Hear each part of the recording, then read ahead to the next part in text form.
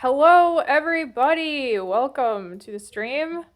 We are here today with special guest, friend of the channel, Nate Solon. Of course, we've had him on before. He is a just amazing coach. He is a Chessable author. He has two Chessable courses now, I believe. Yeah, He's third one also coming soon, oh, hopefully. what third one coming soon? Nice, nice, nice. What's the third one on? The semi slot. So I've got white whole repertoire with one knight f3, black versus e4, and then part three is black versus everything but e4. Oh, that's So right. I like a remember seeing whole that. repertoire is the idea. Yeah, yeah, yeah. And Nate also has a YouTube channel now, which I'm going to put the command in the chat so you guys can check out his YouTube channel. I'm not gonna lie, guys, I don't watch a lot of chess YouTube anymore because it just feels like work for me. But Nate's is one of the few that I actually do keep up with, so I would highly recommend it. And he deserves a lot more followers than he has. And I'm sure by watching this stream, he will prove it to you today. So we're gonna be looking at two of my games that I played recently, and we'll kind of talk through the context as we go. But with that, I will turn it over to Nate. Okay, yeah, thank you for having me again. Of Hello, course. everyone. Um, so yeah, we're gonna check out. So there's two games today. Um, so I wanted to ask you how did you choose these two? Because I know you've been on the OTB grind, right? So I'm sure you got a lot of games. Why did you choose these two? Yeah, these two seemed kind of similar in that they I had at least some winning chances in one of them I had some insane losing chances as well. But they both ended up in draws. Which I just thought was like an interesting result, but the games themselves are also very interesting. Um, I've I had this, well, it's not really an issue, but at my last tournament, I played 5 games and I drew 3 of them and I won the other two. But like I've never had that situation where I just get so many draws, and so I'm just like, can we fix the drawing situation too? But these were also just games that like there were certain positions where I either remember feeling like I didn't know what was going on, or in analysis afterwards, at that point, like I didn't really know what was going on, which of course is when I'm like, let's bring in a coach who actually knows what they're talking about. So here we are. Yeah, I think these games they're really interesting both individually and as a pair because I mean they're similar in some ways but different in others. So the obvious similarities in both games, at some point you were winning, but ultimately had to settle for half the point, right? Mm-hmm. Um, the way that went down in each game was like quite different. Uh, Yeah. there's one where you won an exchange, you were up, and I think a pawn, so you're up like quite a bit of material, but your opponent had some activity and counterplay that sort of spiraled, and the game got completely out of control. You know, at one point you were maybe risking, well, probably were in a lot of risk of losing, and then finally it was a draw. Yeah. The other one, you were positionally dominating, so you're up a pawn, and your opponent had no counterplay whatsoever. You were just in total control. But then you ended up in this end game where your opponent had sort of a fortress, and you couldn't make progress. So they're quite different sort of scenarios. I do think, you know, if I were in your shoes, like you can take some encouragement from this, and especially the game against the 19, was it 1900 Hog. Yeah. That's quite a name. Uh, Yeah, he's great. I've played him 3 times this year already. He's local. right. And I mean, I remember like when I was a kid, like at my local club, like I feel like for each level I was at, there was like a final boss. Like there was this dude named like Bob McCarthy who was like 16 or 1700, and it took me a while to beat him. Mm-hmm. And then after I could beat him, there's this guy named Victor Rotberg who was like 1800. These are And all for great boss names, yeah, by the way, yeah, for chess players. yeah, Victor Rotberg like sounds, he was actually a really nice guy, but he sounds kind of evil. Yeah. Um, but yeah, for me, it was always like I had to like almost beat them a few times, and then I would finally. Usually, I Yeah. like messed up or choked or something. Like the first few times, I would have winning positions.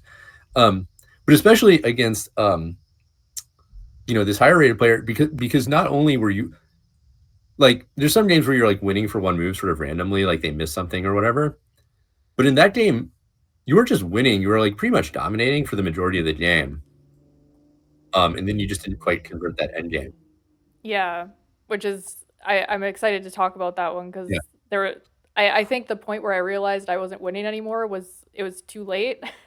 Mhm. Obviously, because you're not going to play the drawing move if you think that you're winning. But yeah, I'm just really interested to see like how I can fix those kind of thought process issues in the future, but also the actual parts of the game too. Yeah, for sure. So well, I think maybe I can start with this. So I created this document, which is the list of mistakes. Mm, And it's very similar to your Why I'm Losing doc, love which that. I'm a big fan of. Slightly different in that instead of like one reason for each loss, it's a list of mistakes. So I'd say the idea is very similar, but it's a little more granular because in any game you lose, you would have to have at least one mistake. If you have a list of mistakes, you could have like multiple per game. You could have mistakes, obviously, in games you won or draw. So it's the same idea, but it's maybe like a little more granular. So I was trying to thinking which of these I would recommend. I think they're both good. I would probably, for someone who's starting out and maybe has like an overwhelming amount of information coming at them, I would start with the Why I'm Losing doc. Um, but as you get more advanced, maybe you can kind of dial it into the list of mistakes doc. Yeah, I This is like that. actually, yeah, it's from this book, Pump Up Your Rating. Um, I think this I've has seen that. Never yeah, read it, but it has a lot of these type of like sort of process oriented kind of suggestions about how to improve. But anyways, okay, let me see if I can. So I think I need to stop sharing and then reshare with okay, I'll Kamryn. go full cam just so it doesn't freak out on the stream. Okay.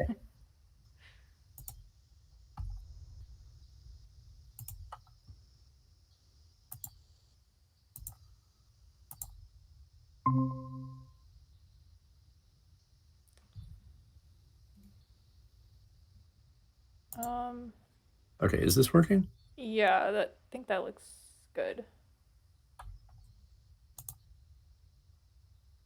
Okay. Can you see that this is in Notion? Yes. Hold on, something got wonky when that changed. Let me fix it.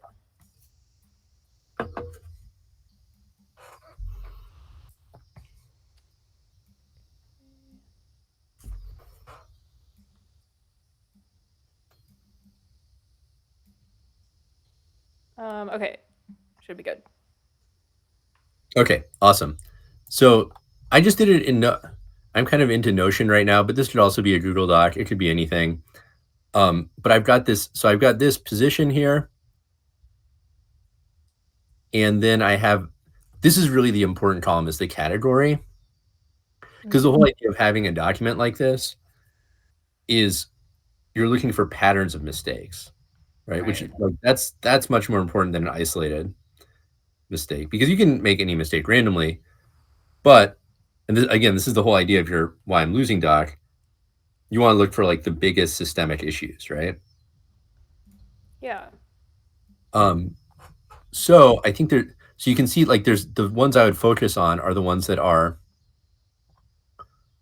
like there are multiple examples of. And this is only 2 games. So if you do this over multiple games, you might see more clear patterns emerging. Yeah, I can definitely see that. How that'd be the case. But I would definitely like, for people who are watching, I do think like I would urge people, you don't have to do exactly this setup, but I think like a huge thing that a lot of people are missing with their chess improvement is a way to systematically learn from mistakes. Because what I found is like when I do this process, either for myself or for a new student or for whoever, very often big patterns jump out that I wasn't aware of reviewing games one at a time. True. Like that, for example, I was looking at someone's today and it turned out that like a lot of his mistakes were either pawn grabbing or playing passive moves to save a pawn. So as soon as I like labeled them all, I was like, oh, he puts too much value on pawns and not enough value on activity. Mm, But those were games that I had already looked at and not seen that pattern. Yeah, and I like the just the color coding too, because that helps it stand out just like, from a human perspective. So how did you come up with the categories? Did you just start did you find a mistake and then come up with the category and then kind of fit the Mhm. following ones into those categories, or do you have these categories kind of in your head already? I just basically the first way, I just did the category and then sort of tried to say what they were. Although, as I do this more and so far, I've been really happy with this process. So I think I'm going to like build this into sort of a standard part of what I do for my own improvement and for coaching. So I can kind of build out the template and probably arrive at some kind of standardized categories. Because, for most people, it's like there's not that many different kinds of mistakes. Like a lot of people have the same sort of categories of weaknesses. Yeah, Um, I assume so especially below, the FIDE master level as well. yeah, I mean, trading too much is a huge one that I think almost everyone when they're starting out at chess trades too much. Um, Yeah. yeah, grabbing too many pawns or being too many materialistic. So there's a few different ones, but okay, I just thought so that's sort of how I'm thinking about it. I think we can switch back over. Let's just go back over into the chess.com analysis board now. All right. So I'm just going to close this.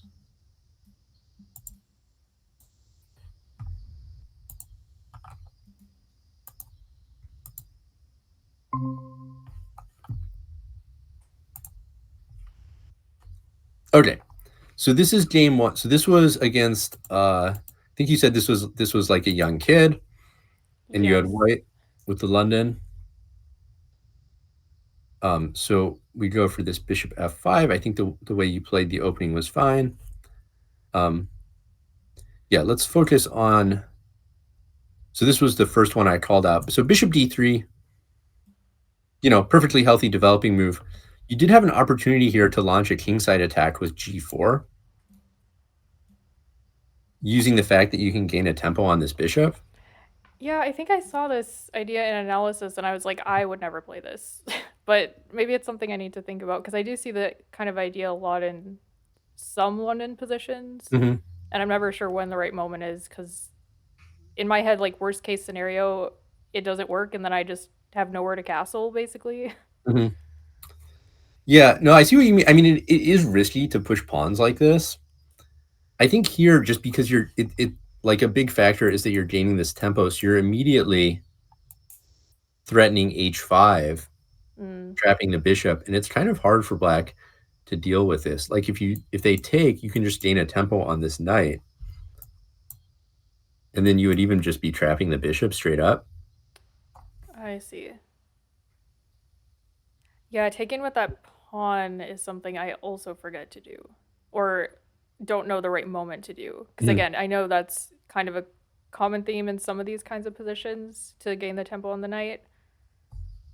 Yeah, I would say this is even the standard recapture in a lot of London positions. Oh, interesting. For example, I had another one. Let's see, will this? Okay, I'm just pulling up a different position I had.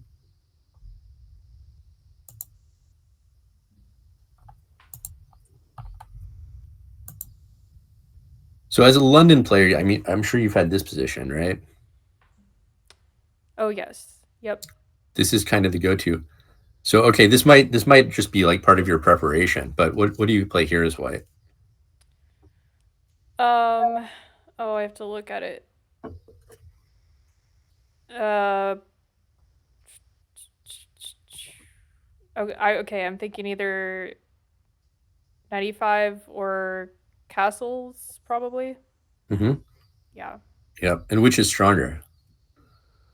I mean, I'd probably go 95. Yeah, this is like a classic. This is the one of the positions you get when you start out playing the London a lot because like black's moves are all very intuitive. So a lot of people will just go to this position, and often when people start playing the London, they castle, which is fine. I mean, castling is usually not a bad move, uh, but there's no particular plan associated with this. It also lets black play knight h5 and win the bishop pair, which is not like the end of the world, but maybe not Yeah, the that best thing. was the move that kind of made the decision for me. Uh, but knight e5. is the better move because the plan you really want to go for here is attacking on the king side. This is Right. like one thing about the London, people think it's so boring, but it can be a great attacking opening. Like sometimes you get an awesome attack with the London. And if you so one reason like the point of knight e5, one point is you're preventing knight h5, but you're also quite deliberately not castling because you might start pushing these pawns and then you actually want your rook over here. Right. And if black takes here, uh we're for sure going to take with this pawn. This is usually the recapture you want to go for because you drive this knight away and that really strengthens the kingside attack. So then you can follow it up with queen h5 to force this additional weakness. And here, you can go either of these queen moves are fine. But if black doesn't do anything, you're going to play h4, h5 with a crushing attack. So they can probably their best chance is to play f5. But if you just do this, they have this kind of weak pawn structure, weak pawn on e6, and the e5 square is weak. So this is all good stuff for a London player. Yeah. That it looks familiar, but it looks familiar in the way of like I've had these kinds of things in Blitz, and I don't know if I'm brave enough to consider them in classical, which is probably a weakness on my end where I just kind of stop studying the London when I think I have, 5 moves of it down.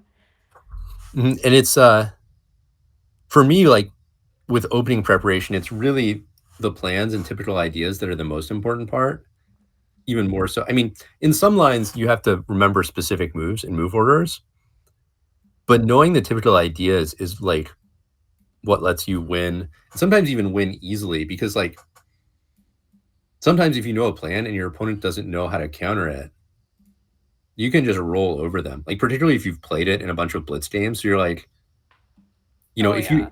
that's such a good feeling to have in a classical game where like you get a position on the board, you've had it a dozen times in blitz. So not only do you know like you know the moves, you're really confident, like you remember them easily, but you also know exactly how your opponents usually react and like the typical mistakes and how to exploit them.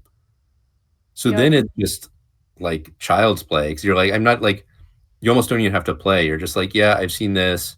This is how everyone messes up. This is how I checkmate them. Like, let me just show you how I do this. And it's like not even Right. anything to do. It doesn't even feel like, you're Yeah. playing the game. You're just kind of doing Mhm. your prep on the board. Yeah. And actually I have a video on my channel that's a good example of this. I have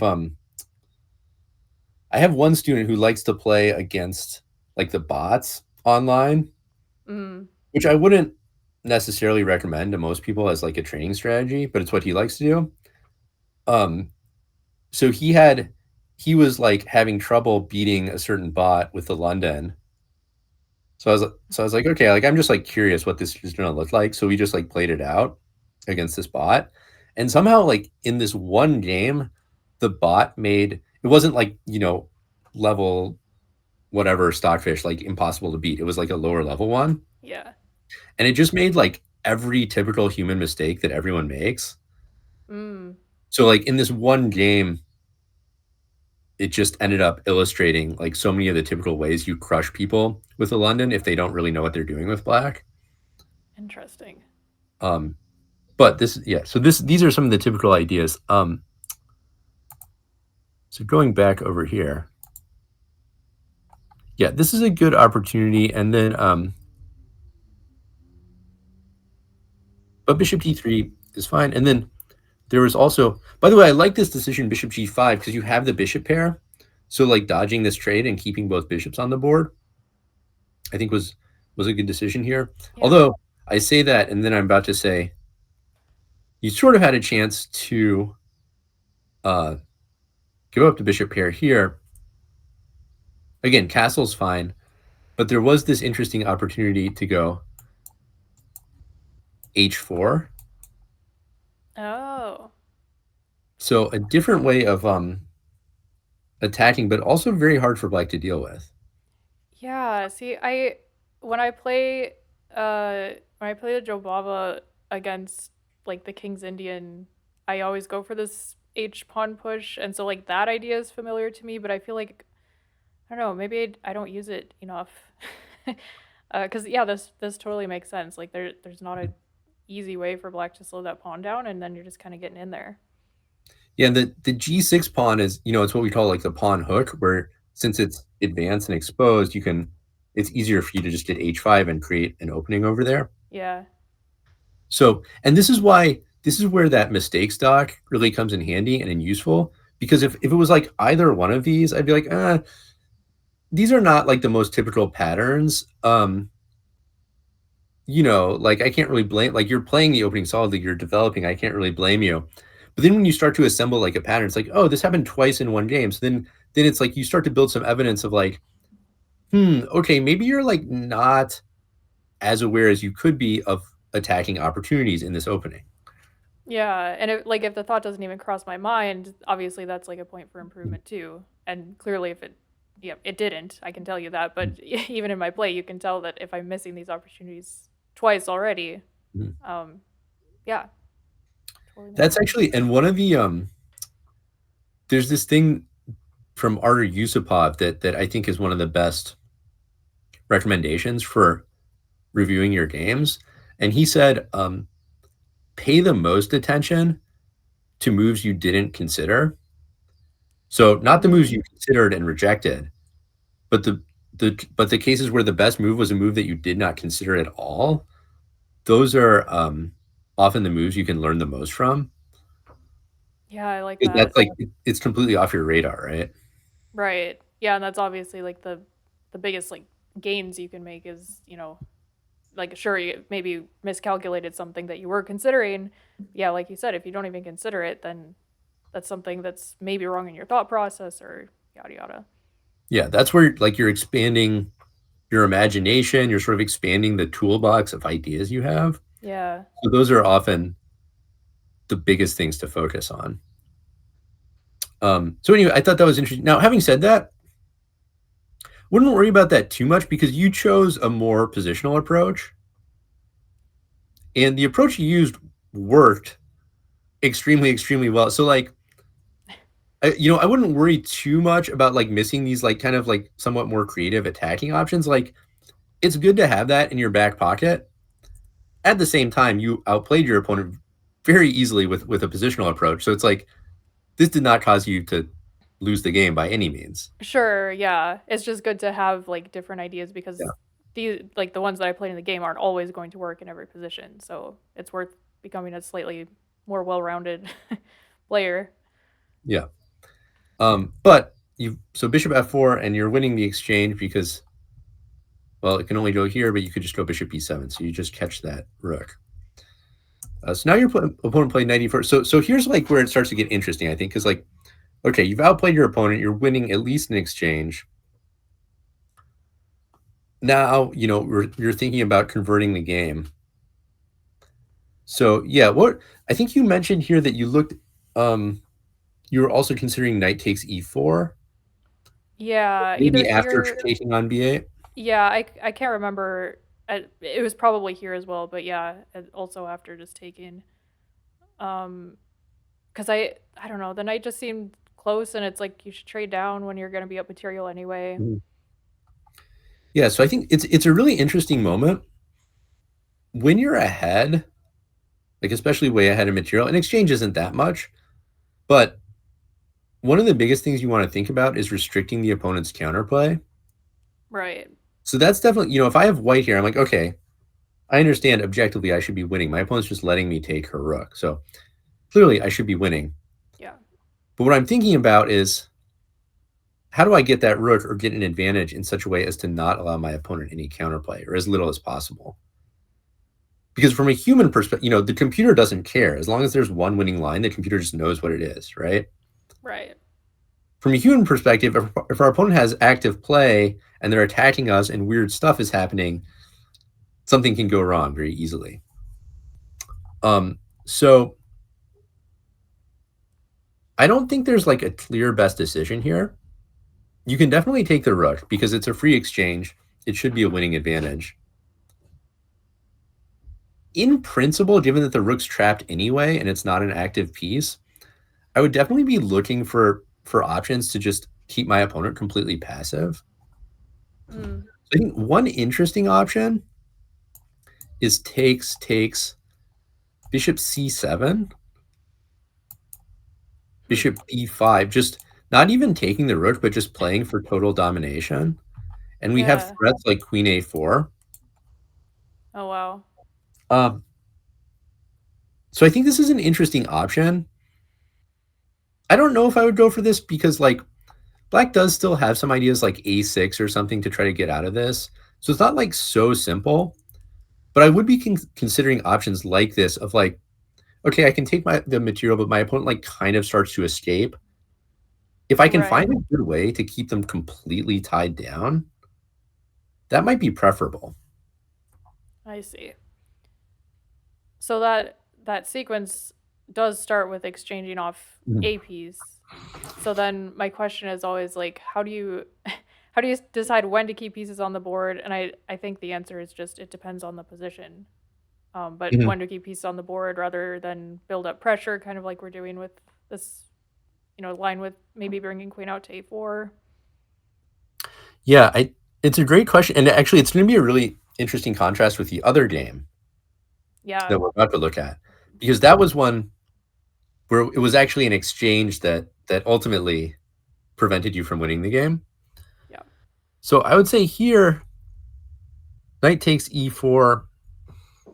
Um, well, I'm eliminating the opponent's most active piece.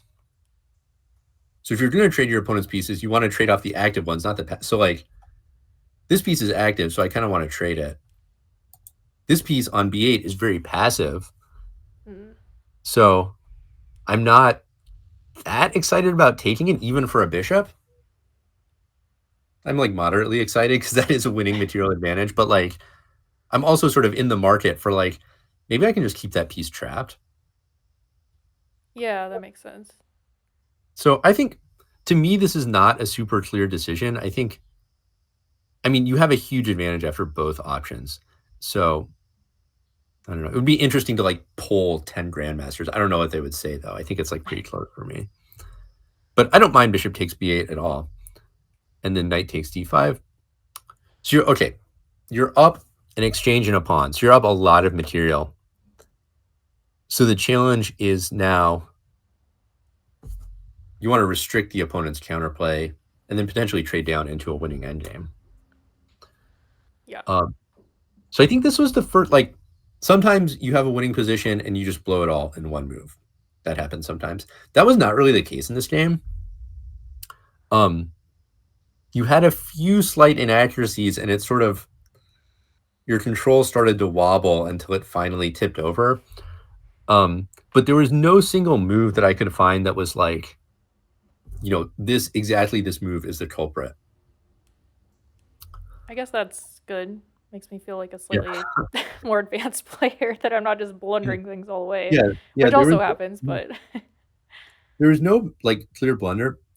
Another thing that's worth pointing out about this type of scenario where like you're winning and then you end up ultimately drawing or losing is the computer evaluation can be pretty misleading because what a lot of people do is they focus on the move where the computer will say they no longer have a winning advantage. So that could be the move, but often it's like from a human perspective, the most relevant moment is when you lose control of the game. yeah, And it may be that the computer will say like, "Oh, well, like the position appears extremely wild, but if you play 8 perfect moves in a row, you're still winning, so it's still +4." right. Like, you don't wanna put yourself in the position to have to find that. Exactly. Yeah, and I think this was probably one of the moments where I didn't really see far enough in advance to really understand Black's ideas, I guess. Mm. Yeah, so this is I think H3 is a little bit of an inaccuracy. I like G3 better. Yeah, and I think I did too, like, Mhm. 2 moves later when I was realizing that H3 was just, like, becoming a problem for me. Yeah, the reason is just because you want to, in general, you want to use your pawns to restrict the opponent's pieces. So after h3, this bishop can come in at some moment. You have to watch out for knight takes f2 tricks. Your dark squares are a little weak. g3 really, all three of these pieces are more restricted by g3. There is, I don't know if this is what you were concerned about. You do have to watch out for a sack here. Yeah, I think it was that. But I mean, even with, I don't know, she ended up being able to sacrifice anyway.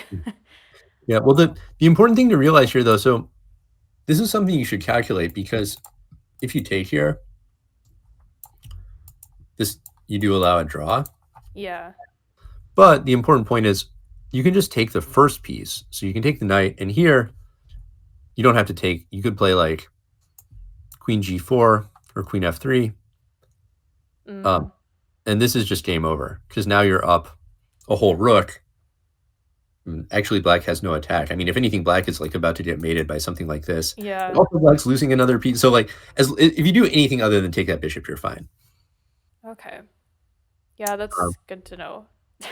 or I guess she could take this way first, but I mean, even there, yeah, I even can like just, you can easily afford to like give back yeah, yeah, yeah. an exchange, and you're still up a bishop. And again, you've got your king really nicely defended, so there's no problem here. Okay. I think I was also worried about like after G3 just rerouting the knight like knight G5 and then being able to check on those light Mhm. squares. But I think I don't know, realistically it doesn't really do much, does it?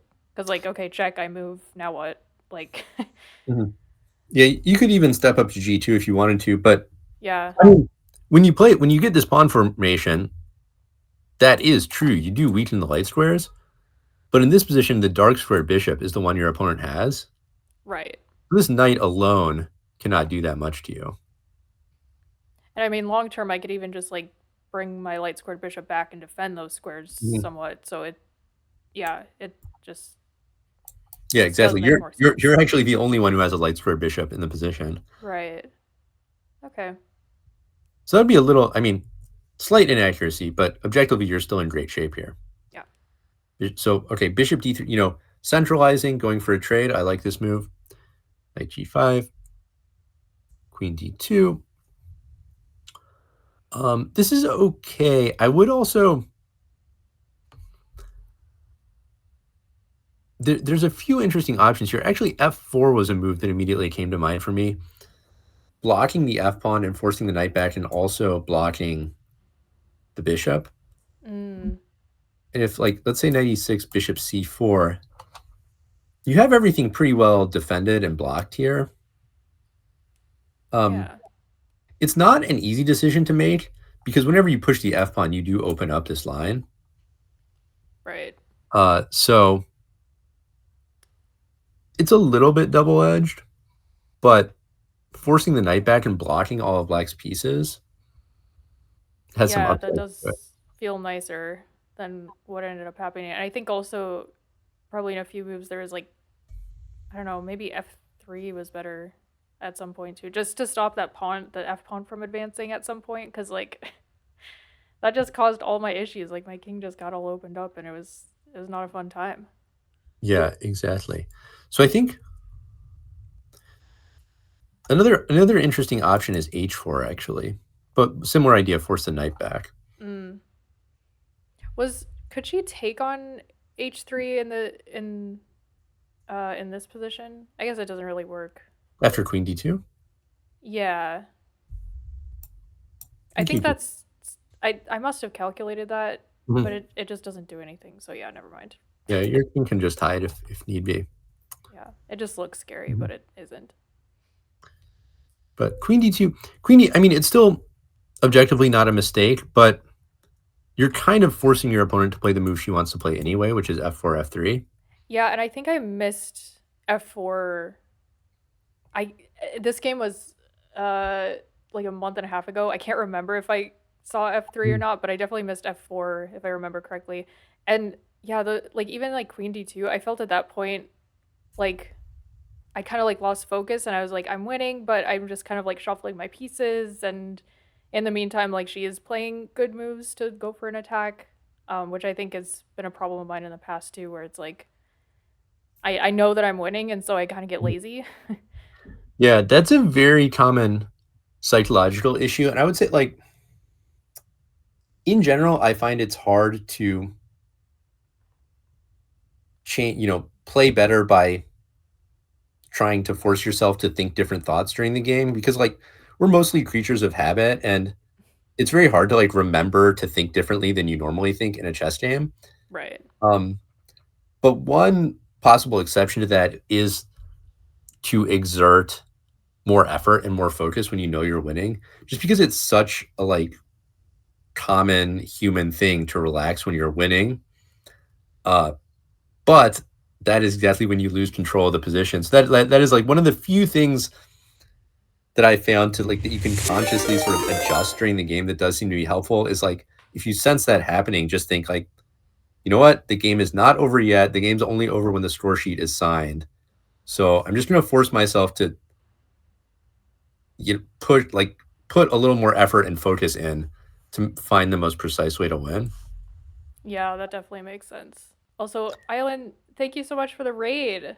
Welcome, Raiders. We're here with Nate Solon. He's given us a lesson with some games that I drew and maybe you should have won. So I hope you enjoy.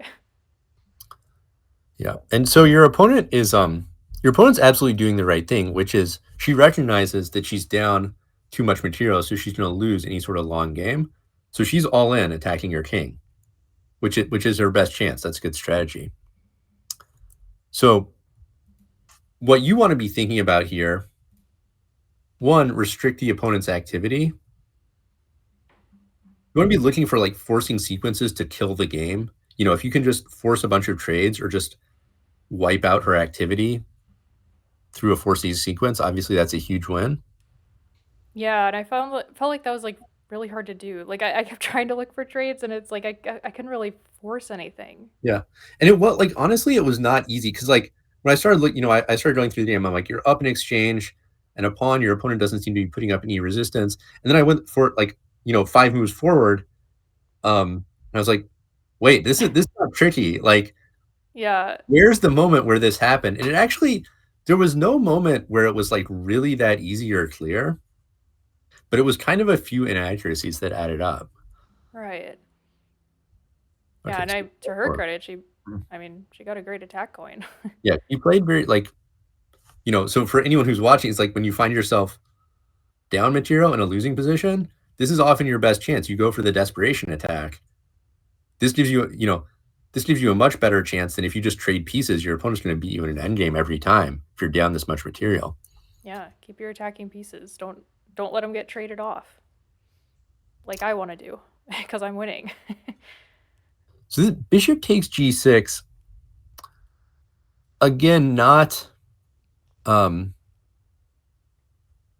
This must have objectively. been the pawn grabbing moment that you wrote Yeah, on the on the doc. right. So again, objectively, this is not a mistake. The engine still says you're winning here, but this is not in the spirit of how you want to win this position as a human because Right. you're already up in exchange and a pawn. Every endgame will be winning for you. So one more pawn has no relevance. Um, you're still winning, but grabbing pawns is not what you want to be thinking about right here. You want to be thinking about restricting your opponent's attack, shutting off counterplay, and like making the position as safe as possible. So I do think it's a good moment for H4 because like part of that is like, hey, let's like not allow the opponent's pieces to just hang out near our king. Mm. So I think chasing this knight back is a good idea. If it goes to e6, you can play rook e1. Now you've got another piece entering the game with a threat. So you're starting to seize the initiative. One good way to win, to some extent, a good offense is the best defense. So if you can take control of the initiative and you start making threats, that's a great way to make it harder for your opponent to attack you. If she goes here, well, maybe now, okay, bishop takes g6. Now that this is threatening an exchange, I'm like more into this. And this knight, which was like very threatening on g5, is like passive. So I think h4 is a good move to push back that most dangerous piece. I see. So I played that move too late, is what I'm hearing.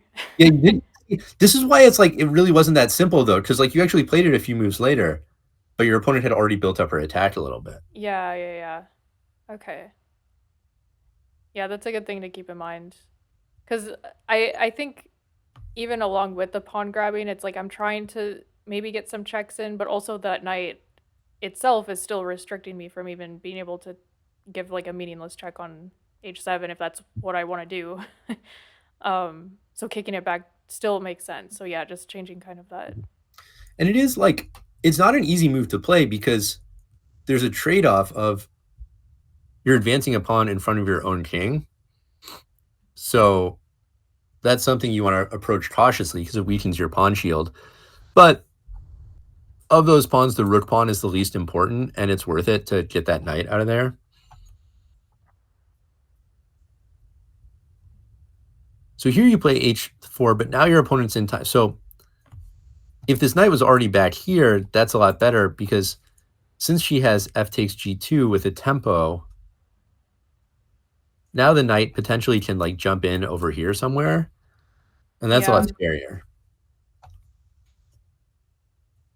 And so this is a good example of what I mean by like losing control. Like maybe the computer says this is still winning for white, but this is absolute insanity. Like I don't know what's going on. Like my king is right. completely open, all my opponent's pieces are active, like there's these checks happening. Very difficult to like feel confident that you're going to win a position like this. Yeah, as a human, Yeah. even though it might say it supposedly it's winning, it's like, well, how exactly do you rectify that with your king being just out in the open and yeah, like you said, all the pieces active and all that. So better to just not have let that happen at all. Yeah. And so I think so I think that that's the moment I would focus on is like I think over the course of from like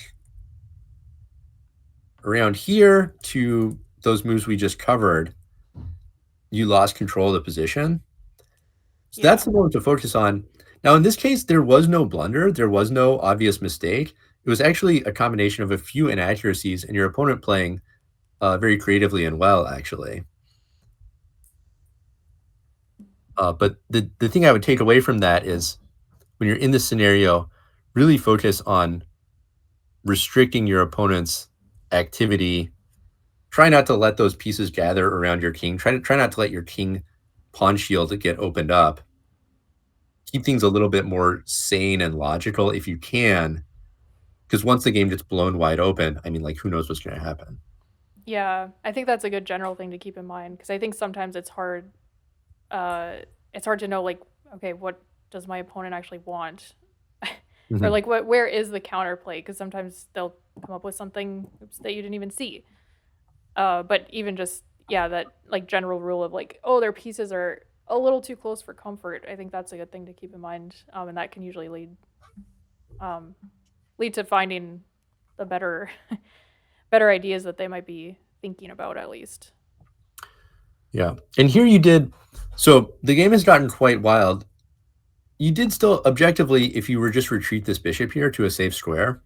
Yeah, I just forgot that the knight couldn't take that for some Yeah. reason. You have, but I mean, you do it. Well, you do even have two defenders if necessary, but you also have the pin. Yeah, I don't know why I just gave that bishop up for dead. I just he was a goner. I think I thought I was getting mated if I wasted time saving the bishop. But I don't think I calculated it correctly. I don't know. Again, it was like a month and a half ago, so I don't remember the exact details of my thought process, but somewhere I went wrong. And this is again another spot where that mistake list comes in handy Yeah. because so okay, we can use the engine and see like okay, according to the engine, bishop f5 is winning. Okay, I get it. I saved my bishop, right? But what is of more interest is what's the thought process error? So depending on your thought process and as you start to connect that to other moments,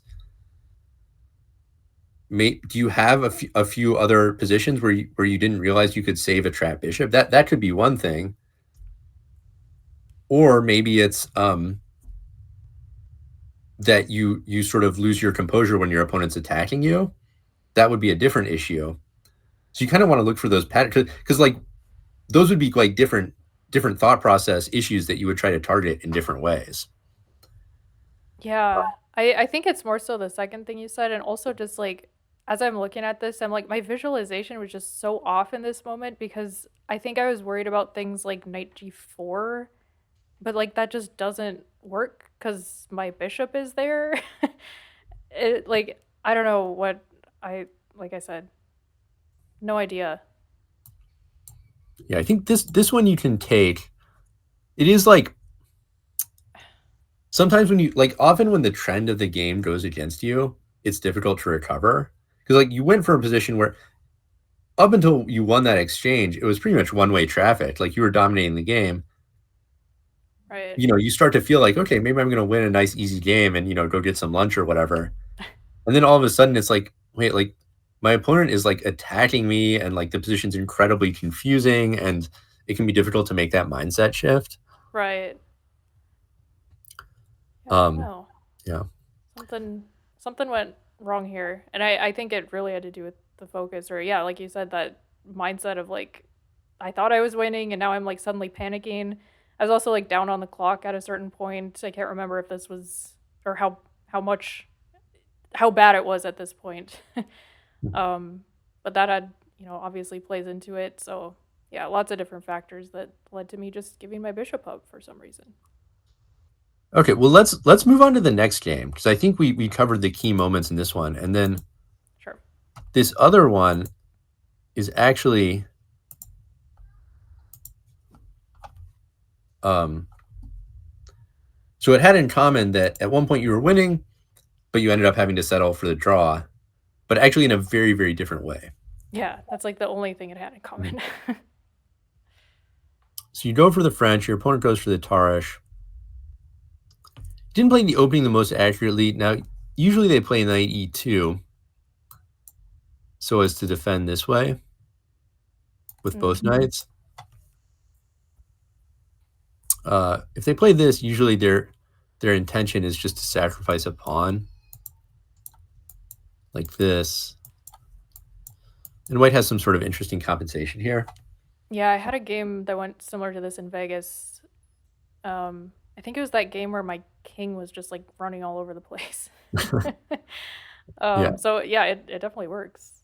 But Um, yeah, something you have to but know. your opponent played. I think queen b3 is just not a very accurate move because you played c4, which is a very good reaction, and this is like actually kind of a familiar pattern from the London actually, where you get to play a takes b and your rook comes into the game and you have this pawn break idea. Yeah, I really like these positions. So you did this. You took, which I think was also a good decision to keep the queen side open. Yeah, I didn't think I could afford um just leaving it and then yeah, Mhm. everything would get shut down and then I just have doubled pawns and it's just yeah. Yeah. I mean, you're still fine. You could play like f6, for example, and you're doing Oh, fine. But I like the decision to open it up, and you have this c4 square you can use. right. Queen knight a5. I noticed in your own notes to the game, you said you rejected knight b6 because of knight c4, c5. Um yeah. I think I Um, just didn't want him to get the knight to c5 because it just seemed annoying. yeah, I think if we look a bit further, this is not a problem because imagine knight b6, knight c5, knight c4, and then we're ready with b6 at any moment. Oh, so maybe it's not so bad. I was thinking I would have to at some point sacrifice my, or not sacrifice, but give up my dark sword Mhm. bishop to get rid of it. But yeah, I guess I just have that extra pawn and it's Yeah, it totally said those fine. double pawns are sort of coming in handy at the moment. Yeah. So this would also be fine. This is why like outposts are so important, by the way, in terms of what makes an outpost is it's not that it is not attacked by a pawn, it's that it cannot ever be attacked by a pawn, right? Yeah. So Which I guess I was just considering that that was an outpost, not thinking that, oh, it technically actually isn't because I do have that extra b pawn. So yeah, that makes sense. That makes sense why when I talked with him afterwards, he seemed confused why I made that knight trade and was like, "Well, I didn't want your knight to get in." And he was like, "I think it would have been fine for you." Yeah, you can just play b6 whenever you want, but Yeah. nonetheless, you kept a nice. So up through here, this whole phase of the game, you're outplaying your opponent. You've got that knight on c4. You've got the a file here. Actually, you could consider even king d7. Okay, I did think about this. Yeah. Because I think one of the themes of this game is endgame strategy. And one of the biggest things that changes going from the middle game to the end game is the king becomes an active piece. So getting that king a little closer could be a good idea. Yeah, that makes sense. I think I've had some recent tournament games where my king safety was just like horrendous. Mhm, So I think that the castling was more just like a fear reflex because I didn't want my king to be out in the open, even if it looks like it's very locked down now and going towards the end game. mhm. So yeah, Yeah, I mean, if the queens were still on the board, definitely this would be far riskier. With queens off, it's a good move, but it's also a pretty subtle point, and you're still in great shape here. yeah, So the pattern in my little mistake sheet actually in this game was trading too much. So mm, the first example of this was here. Now, actually, the engine doesn't think this is a mistake at all, but to my eye, just doubling on the A file first seems so natural and appealing. And I'm not sure if I want to really trade this pair of bishops. I mean, maybe, but I can probably do that later if I want to. okay. I think I yeah I think I thought about this as well, and I'm blanking on why I rejected it. Um, there was something about wanting to keep that pawn stuck on a2 rather than allowing him to push it forward. But I guess at this point he just can't do that anyway. Yeah, it Maybe seems after like moving the rook and then like a3 or something. But yeah, we've got quite a lot of control over these squares at the moment. yeah, yeah. Maybe that was just more of a calculation error again, as is tradition. But I do have a tendency because I did feel as if this was going to be winning because I was like I think I can just get that pawn. So I thought again trading pieces is generally good, but Okay, well, this is a great example of because we were talking about trading, right? Where yeah, in the previous game you're up a lot of material, your opponent's attacking you. That's a spot where you want to trade because yes, you reduce their attacking potential, you make it safe, and you get closer to an end game where with that much of a material advantage, you're going to be winning. In this position, materials equal, yeah. I guess I don't have the pawn yet, and yeah. even a pawn, as we'll see, is not always enough. And so a big part of your advantage is in fact that your pieces are more active. So if you're trading active pieces for passive pieces, your opponent's getting closer to a tenable position, and you don't have that material advantage to fall back on. If everything is traded off, it's going to be an equal end game or close to equal.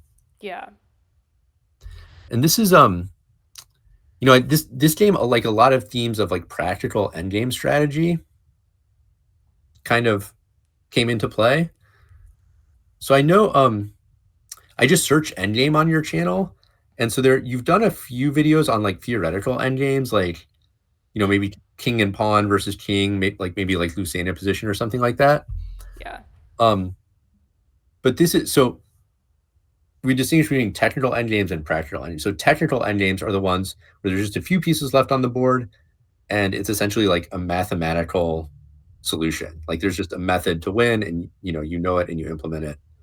yeah, Practical games is when there's more pieces left on the board and there's still play to the position. So there's no solution to this position. It's like a chess position that we have to play, use judgment, all that, right? yeah, Um, so technical endgames is basically just a matter of learning the procedure and practicing it until you can do it. Practical endgames, we have to use principles. So a few of the big ones are activate the king, And another big one is don't hurry, meaning improve your position to the maximum before changing something, such as making an exchange or a pawn break. Yes. And I have, as we will see in this game, I have had issues with this in the past and continue to, clearly. I get impatient and uh, I either trade or I rush it. And yeah, it's a big mindset shift. I think it's a hard one for a lot of people because I think what happens is you sort of start to worry of like, well, if I don't see exactly how I'm going to win, maybe there is no win, so I have to make something happen right now. Yeah. And it's an interesting shift too from like in like a maybe more tactical middle game where it's like you have to play this move right now or you're not going to have this chance again to win the game or you're going to be losing the game to suddenly we're in this like slower, more maneuvering type of end game where you actually need to be patient and if you do try and rush it and like force tactics, which I think is kind of the idea, it doesn't work. Um you Yeah, actually that's have a to have your great pieces point. in the right places. Mm. Yeah, because like in the opening and middle game, often time is of the essence. Like you're trying to do things very quickly before your opponent does them. Yeah. Like both sides have a lot of useful moves, a lot of things they want to be doing, and you only have time to do so much of it. Sometimes in the end game, you get to a point where your opponent just doesn't have anything they can do. And that's where you can be like very patient and almost like sadistic of just like improving very slowly. And then once you sort of get the feel for it, you realize that that can be a great way to win because you just improve, improve, improve until your position's overwhelming. Or what also happens is they see the writing on the wall and they freak out and self-destruct. That actually happens a lot. Because most people are not comfortable. They're just like, oh, do like I'll just my opponent's position is getting better and better. I guess I'll just wait and like see how they're gonna beat me. Like people don't really like to play that way. Yeah. That's so funny that you're saying all this because there's another game in this same tournament where the same thing happened. I was like in this winning end game and I rushed it and it was like, opposite bishops or something and I sacked my bishop for 2 pawns and then suddenly I'm not winning anymore. And that was another game that I ended up drawing and I should have lost that game at a certain point. So yeah, it's like very clearly a theme here that I need to slow down, chill out a little bit. Yeah. Now, having said this, objectively, bishop a3 is not a big mistake because you actually did manage to um, win this pawn. Although one sort of like interesting little wrinkle here is if your opponent just waits, I don't know if you might not want to actually take this pawn on a2 Oh, interesting. Because it because just forces all the trades. yeah, so if you take with the bishop, you're in a pin, which might be hard to get out of. But if you take with all the rooks, this is actually like essentially the end game you ended up in the game. Yeah. And with no rooks on the board, you might not be winning here because white's king is going to come to a3. And you probably can't really break through. I see. You yeah. So maybe taking on c3 back in that other position instead of playing bishop b3, maybe that was better.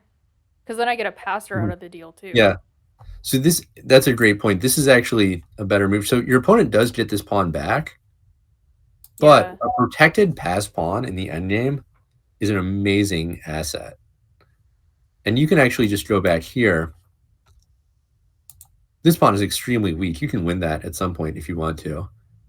Okay. But this protected pass pawn right here is so valuable that should win you the game. Now, don't get back rank mated, obviously, but your opponent is quite tied down, so you have plenty of time to just do g6 or whatever.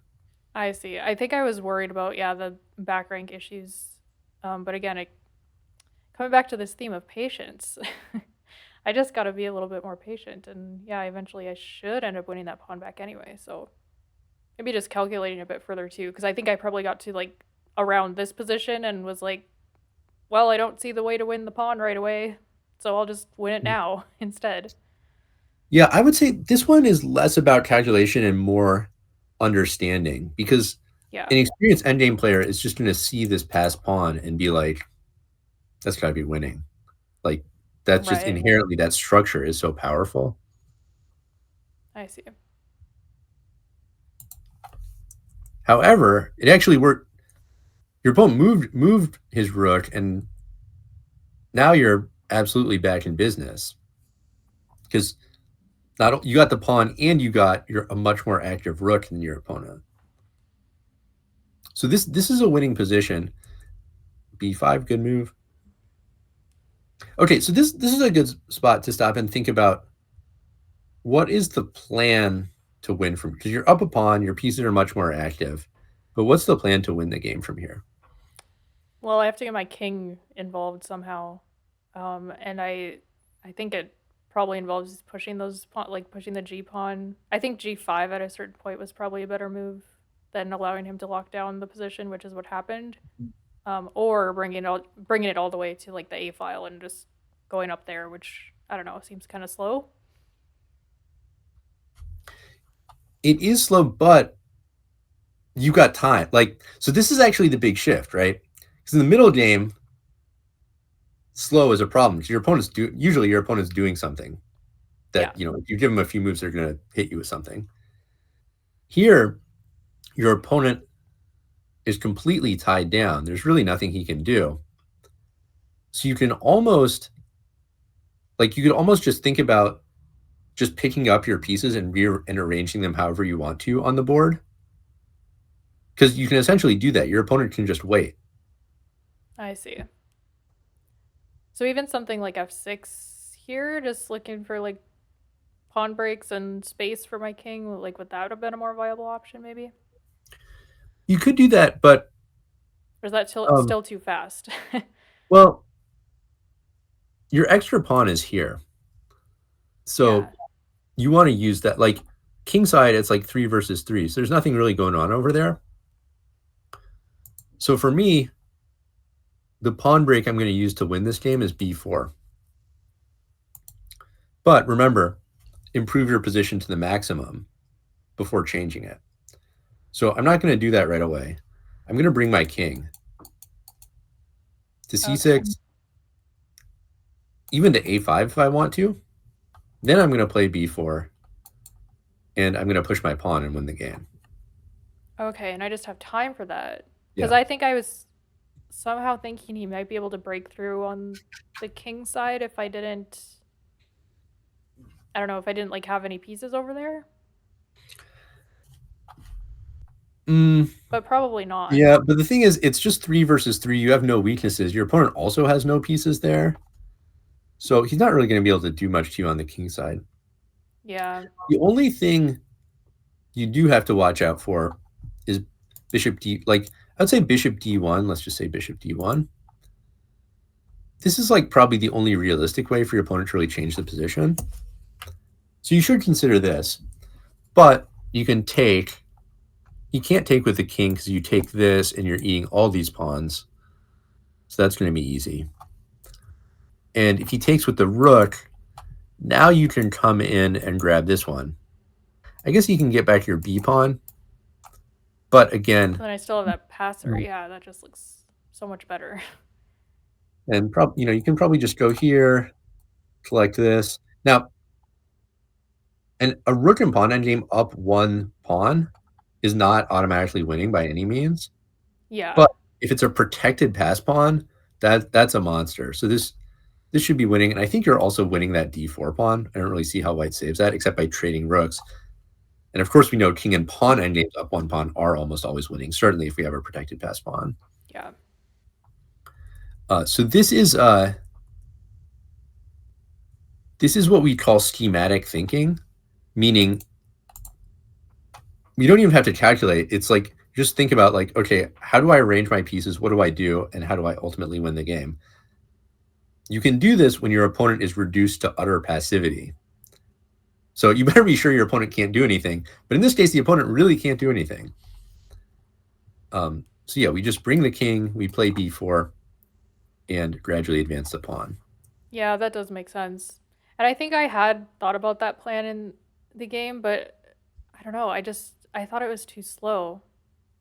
But it's something that like I don't get these kind of end games Mhm. very often, so it's just something I'm not super experienced into. So I mean, just even having you talk through these ideas of the practical end game is like going to be very helpful if I ever get this kind of situation again in the future. And it does make sense because as you become a stronger player, the end game becomes more important. Yeah, definitely. Because when you're starting out, usually if the game makes it to an end game, someone is so far ahead that like not a lot of technique is required. Like Yeah. you don't have to be an end game genius to win if you're up like a rook and a bishop. Right, exactly. You just like move your stuff over there and kill them. But if Yeah. you're up one pawn, that's like a little bit more delicate. Right, right, right. So it does make sense, but it could, it could be you're at a point in your chess development where you might want to like take a few weeks or whatever, work on the end game. Because so I had this pump up your rating book. My other book suggestion, this one I don't have the physical copy of. I've got it on Kindle over here. But this is a classic Shereshevsky endgame strategy.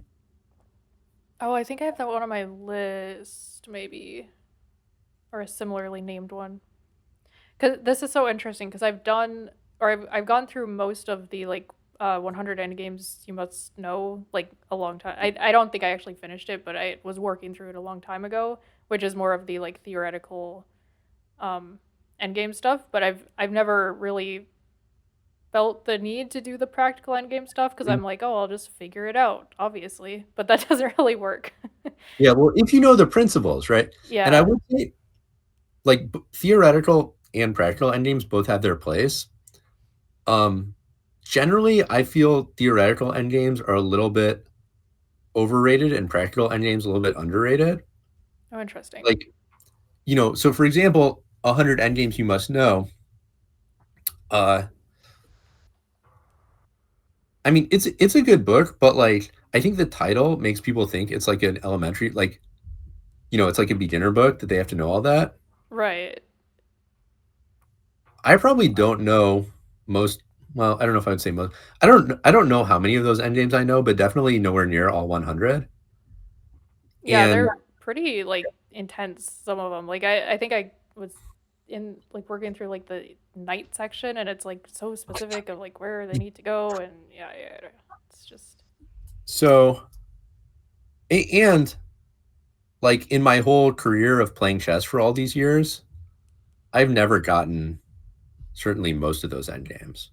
So you're learning those in the hope that it'll buy you like in the next like 40 years or however long you play chess, maybe you get like a half point or a point from knowing that.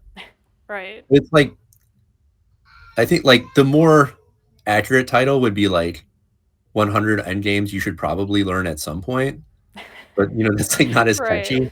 But so my point is like it's not a bad book. It's like a good resource, but it's like pretty technical for some stuff that like you will very rarely if ever see. Yeah, and I think probably the better way to read it for somebody around my level is just like kind of the general ideas and not necessarily going through and memorizing like, oh, if your knight is on this rank and there's one away and yada yada. Like all these very specific things like you said that you'll just probably never face, like the, you know, bishop and knight checkmate type beat. But okay, listen to just like the table of contents of Endgame Strategy by Shereshevsky. Sure. Centralization of the king, the role of pawns in the endgame, the problem of exchanging, do not hurry, schematic thinking. So see, this is like bread and butter. This is like the stuff, and Yeah. it's not this game that we're looking at right now. This is not like some like weird one-off where like this would never happen. As you play closer games, you'll get end games like this. Yeah, and that's where it's actually like useful to know, like you said, the practical side of it and the general ideas, which are actually going to end up winning you the game or drawing you the game. Yeah. So now another feature of this though is as long as you don't change the position, you can't really. If you don't change the position, you can't really mess this up. Your opponent can't do anything anyway. So G5. Now here's where I would play. I do like G5. It's not absolutely necessary, but in the end game, generally you want, if you have bishops of same color, you want your pawns not on the color, and you want to fix your opponent's pawns on the color because that's where the pawns can be captured. That's where they're weak. Uh, Yeah. So this is like a very, Magnus Carlsen probably plays this in like 0.01 seconds, just recognizing the pattern of Yeah, yeah. taking this pawn. Well, and even like when he played G4, like that's something I've started to see with some of these higher rated players that I face, like just that idea of like just shoving a pawn forward in the end game, like not defended by anything, and it's something that I feel like I would never really consider. And even playing G5 to counter it is also something I would, or I clearly did not consider. So again, just like getting more experience in these types of things is going to help me, I think, quite a lot. Because the way it ended up was the position just got really locked down, and if I'd even had this idea, or had the idea of like what he wanted to do, that would have been helpful to try and stop it. Yeah, so I like that. Now, having said that, G5 is just a nice move to fix it on the light square. You don't really have to do that, even if you play whatever. So now your pawns are fixed on the light squares, but you can still probably just do this plan. Your opponent still can't really break through on the king side. Yeah, so I just have to know that that is the ultimate goal, which I clearly did not have in mind or did not have the patience to do. Yeah, and it's really, you can really, we're to the stage in the endgame where you can really make a game plan to pretty much scheme out how you're going to win the whole game. And you want to use the advantage you have. So in this case, your extra pawn is over here. So that's where you're going to be looking. But there's another principle called two weaknesses. So in some cases, if your opponent could defend the first area, you kind of switch back to the other. In this case, though, that's not even going to be necessary because I think once you do that, this pawn is just going to be rolling with something like this, and probably that's going to be enough to win the game right there. Yeah. But this was really the key. So again, trading. The first trade was okay. This one actually, after this, I don't think there's any way for you to win the game because, yeah, this king is just going to come to a3, and yeah, from here I don't see a way to break through. Yeah, and this is like where my general principles failed me because I'm like, well, it's not opposite colored bishops, so surely it can't be a draw. But it just was because, yeah, it's just, again, something I'm not as experienced in is these very much more like technical endgames. Um, and the reason I never brought my king over, because obviously I saw that like I should probably get my king over to the other side faster.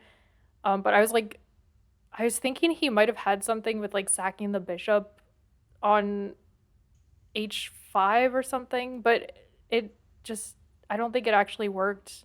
I was down a lot on time, so I was just kind of shuffling at a certain point. But I mean, that might be another pattern. So sounds like in both of these games you're down quite a lot on time. So yeah, I this one it was more equal on time, but we both just didn't have a lot of time left, and it was delay 5, so you're just kind of struggling. yeah, once you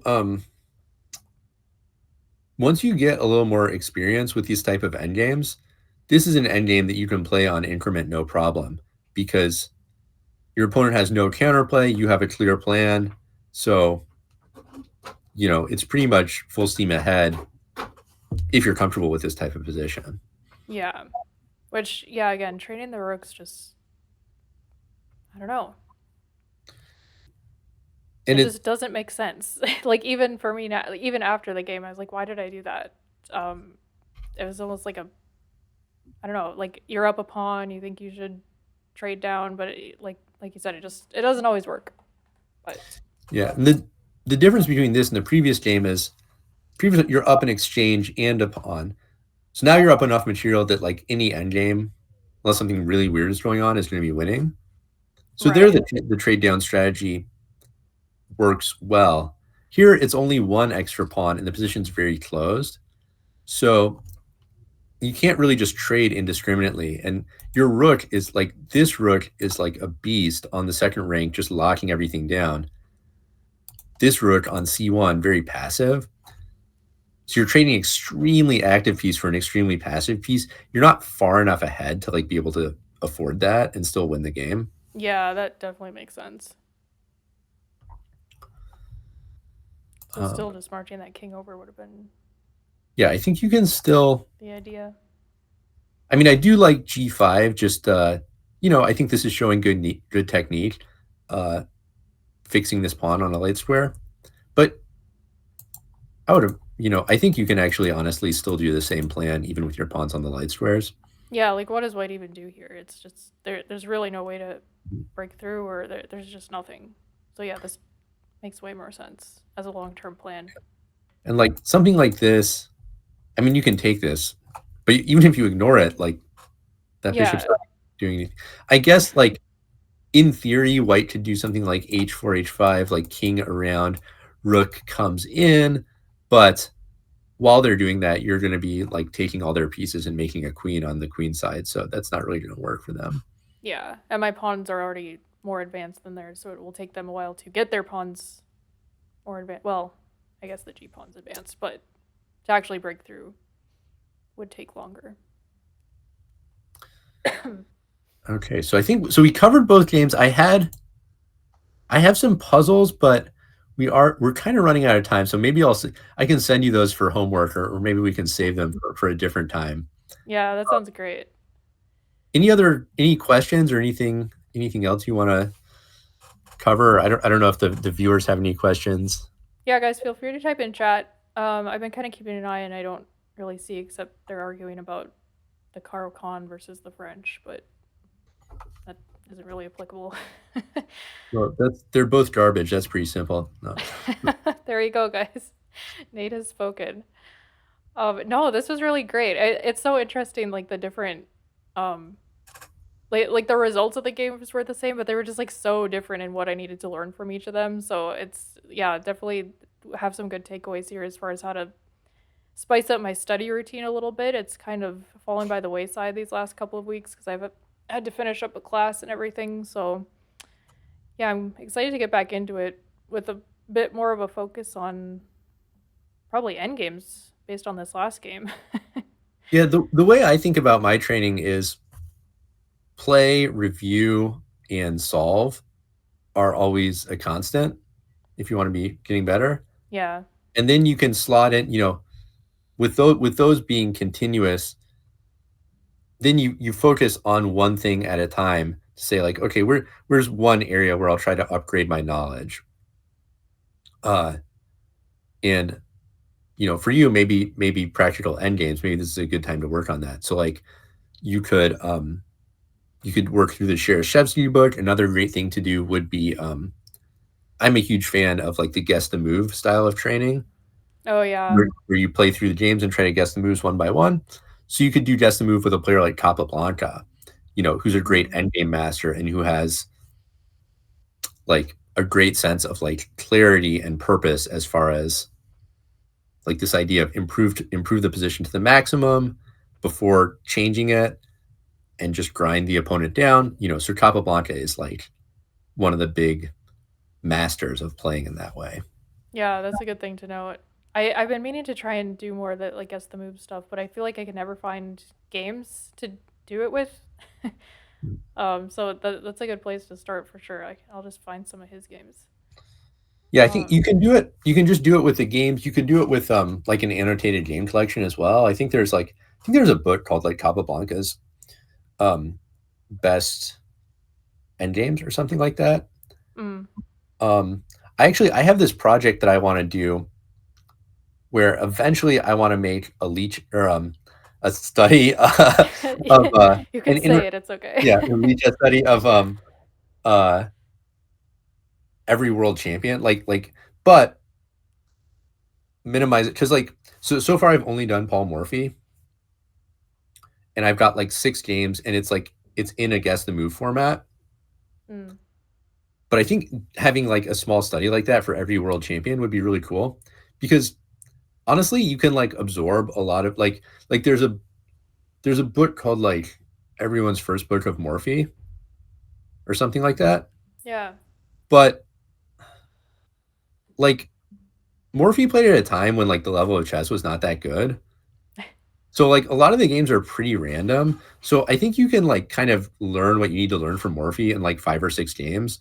Um, you don't have to play through like 30 games where like in 15 of them his like opponents were like drunk and doing crazy stuff. Right. And sort of like the same thing through the world champions. It's like, hey, like no one's got time for this. Like let's do like the greatest hits, like give me like the good games and like Yeah, let's. yeah. I like that idea. I would definitely be down for that. I was for a time very much against going through Grandmaster games, but that's because um well, I was trying to improve very quickly and that seemed to work decently well for me, but now I'm at a point where I've stagnated a little bit and my improvement comes a little bit more um I don't know. It's like it's a different kind of improvement. I'm not just like stopping blundering or like, learning and opening. It's a little bit more subtle. So those are the kinds of things I'm trying to incorporate a little more. So definitely something I'd be Yeah. interested in. Also, somebody in chat okay, I don't know how viable this is to answer briefly, but he said with the Sicilian, Nate, is it viable to play the Scheveningen structure in the Najdorf with e6 instead of e5, or is it refuted if you have enough time on the clock? Of course, against bishop g5, you have to do e6, but usually it isn't a common move, but he likes the move order. Yeah, I think it's fine. So I don't. Yeah, I don't know. I don't know what he's talking You're not a about. Nightmare player. Let's see. Can we do? How do I open a new board? Uh,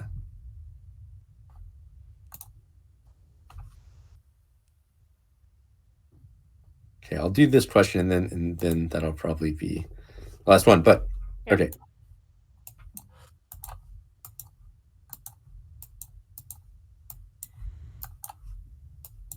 Okay, so this is the Najdorf. And what this person is talking about is like, for example, let's say bishop e3. As a Najdorf player, there are two kind of pawn structures you can play. You can play e5, which a lot of people do these days, or you can play with e6. Mm. And they're just kind of different structures. So this is called the Scheveningen, I probably can't say it right, structure. Um, and it's a little bit less forcing. You're controlling less space in the center. But yeah, this is a valid way to play. I mean, you can get away with virtually everything in the opening within reason, and honestly, even like a lot of things that are kind of without reason. Like unless your opponents are 2,700, as long as you know your own openings, there's a lot of stuff you can do. So I think this is absolutely fine. Actually, I would say even what is even fine and what I actually have a lot of sympathy for as a practical weapon is the full on. So this is the Scheveningen Sicilian. When you play it like this, without without the Najdorf, without the a6 first, Mm. and this is sort of out of. So like for instance, Kasparov played this way for a long time, and then he switched to the Najdorf move order because this move order allows g4. This is called the Kiraz attack, and g5. And Mm. supposedly this is dangerous for black, and maybe it is. But actually, I think even this would be an absolutely fine weapon because if you can consider that white, if they play the open Sicilian, has like 20 Sicilians they have to prepare for, and no one plays the Scheveningen anymore because it's supposedly bad, how prepared can your opponent be to play G? Like, no one is ready to play the Kiraz attack. Who studies that? Like, that's like the 20th priority for a Sicilian player. So you can do that too. Your opponent doesn't know that. But yeah, long story short, you can do almost anything in the opening if you actually study it and know your lines and make it work. But okay, I got to go do bedtime, so I think we better call it a day. All right. Yeah, Yeah, thanks so much, Nate. I really appreciate you hopping on. Would love to have another session sometime. I'm not sure exactly when that will be because I'm very busy this fall, but we will try and make it happen. And guys, again, check out Nate's YouTube channel. I will put all his links in the chat. Thanks again, Nate. All And right, we'll thank touch you. base Yeah, about, fun as always. I'm sure yeah, we'll be in touch. we'll be in touch. See ya. All right.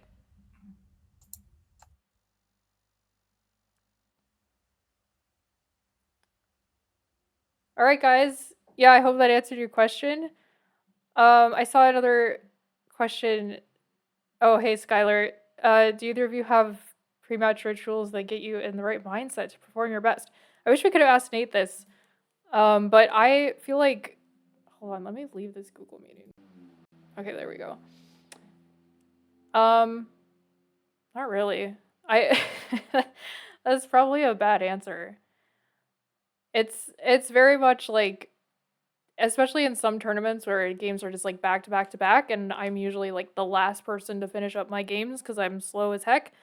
Um, it's just like, all right, like telling yourself this is new board, forget about the last game. Don't worry about who you're playing, just play the board, not the player. Just running through all those things in your head. Deep breaths. Yeah. Maybe I should get a better ritual going so that I can actually win. Also, I got this ring when I went to Vegas. I don't have it on me right now, but I've been wearing it at every tournament since. And let me tell you, it's like my lucky charm. It's been giving me so many good games. So yeah, I guess I'm superstitious now.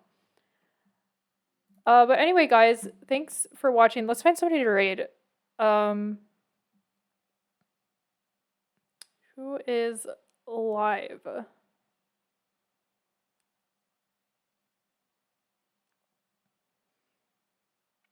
I hope you guys enjoyed that. I know we went over that first game before on the stream when it was just me, but I thought it was worth looking at with Nate too because obviously I'm a weaker player and I'm not going to get everything out of the analysis, but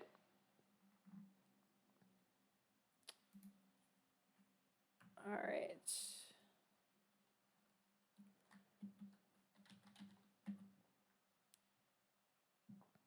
We're going to raid chest sharks. Wait, did I spell this right? Chest sharks. I met them in Vegas. They're pretty cool.